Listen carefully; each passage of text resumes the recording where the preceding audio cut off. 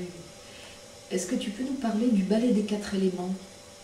Donc Voilà. ce projet du lycée Poincaré. Alors, ce ballet des 4 éléments, c'est une trouvaille très intéressante, puisque nous sommes partis dans ce projet grâce à vous, grâce aux connaissances littéraires et aux recherches littéraires qui ont donné le départ à ce projet. La partie très intéressante de ce projet, c'est qu'on est parti justement de ce poème de Ronsard, de 1564, qui raconte un ballet mascarade réalisé à Bar-le-Duc dans ces années-là. L'intérêt aussi, je pense, de ces formes des ballets mascarades, pour moi, il est très centré dans le fait que on le sait d'après les traités des danses, on le sait d'après les textes, les chroniques, les sources documentaires, on sait qu'à cette époque-là, justement, il n'y a pas une grande différence entre ceux qui font l'art, ceux qui le représentent, ceux qui le conçoivent, ceux qui le pratiquent. Et ça, c'est très important. On est dans une culture humaniste, bien sûr, ce qui veut dire qu'il y a des formes communes et des structures communes à ces formes artistiques, à la danse, à la musique, à la façon de bouger, de danser, la façon de déclamer la poésie, la langue déclamée, la langue poétique, la prose, la pensée musicale, le mouvement, la structure sociale. Elle est toute explicable, elle est logique, elle rentre très volontiers dans une logique de proportion, qui est quand même un des fondements de la culture humaniste et de la pensée classiciste aussi, et de la pensée classique aussi. C'est-à-dire, c'est cette idée de proportion qui, voilà, la vie, elle est construite de proportions. On trouve cette proportion dans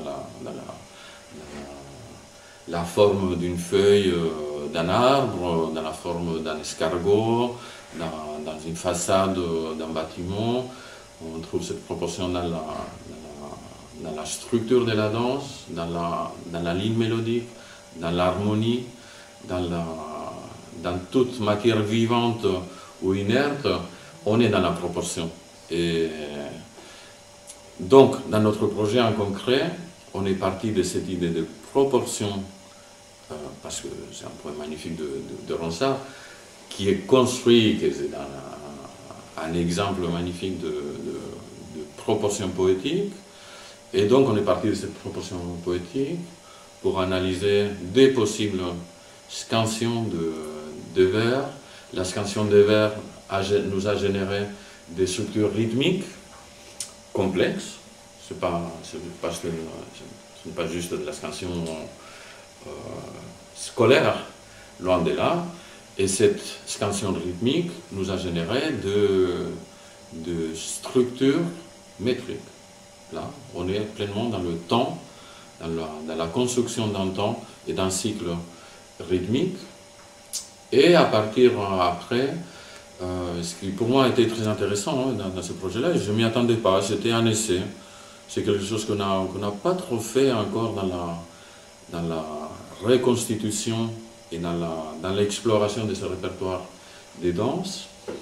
Je me suis posé une question qui reste difficile, qui est celle comment des formes poétiques, donc des formes très marquées par une structure métrique, par une structure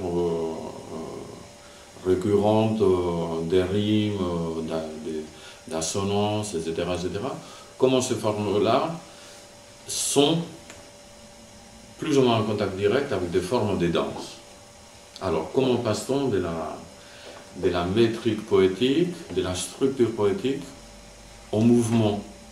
Et c'est là où ça a été très, très, très intéressant. Je fais une petite parenthèse, mais qui a beaucoup à voir avec ça.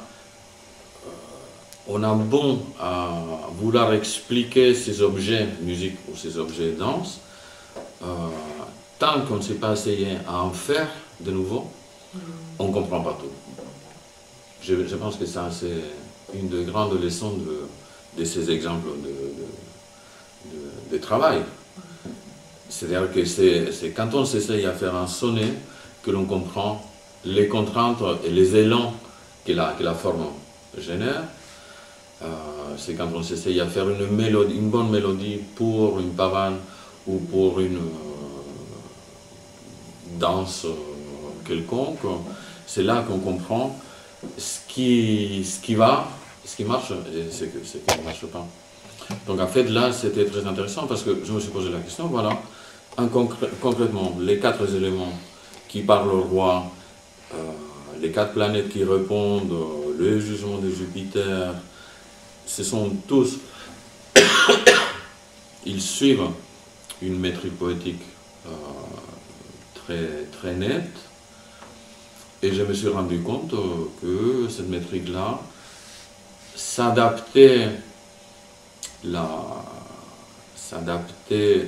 assez facilement avec certains genres de danse exactement de la même époque, qui sont les formes très concrètement, hein, la forme musicale, enfin c'est plus qu'une forme musicale, c'est une forme choréologique, dans le sens où la structure musicale c'est la sonorisation d'un mouvement, d'une structure de mouvement. Donc l'une ne va jamais sans l'autre, c'est inconcevable de concevoir d'un côté la musique et le mouvement de l'autre, hein, tant ils sont la même chose. C'est pas qu'ils sont imbriqués, c'est pas ça, c'est plus que ça. Elles sont un contrepoint dans une pavane ou dans une allemande, dans un branle double, dans une gaillarde. Ce sont toutes des formes dans lesquelles